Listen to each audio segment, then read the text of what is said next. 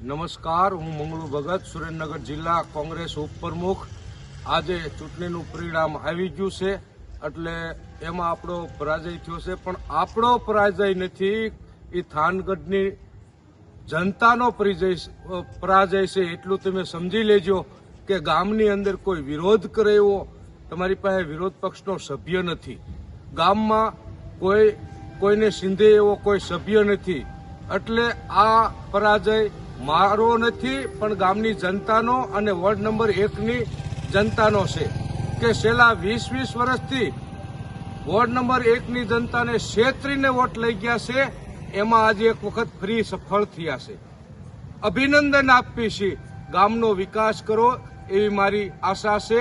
અને આવતા સમયની અંદર ગામની જનતાને જ્યાં જ્યાં જરૂર પડશે ત્યાં મંગળુ ભગતને યાદ કરજો. તમારી સાથે ખંભો મિલાવીને ગામના વિકાસમાં તમારી સાથે રહેશે. જ્યાં જ્યાં જરૂર હશે ગામની જનતાને અહીંયા હું હાજર રહીશ. જય હિન્દ, જય ભારત.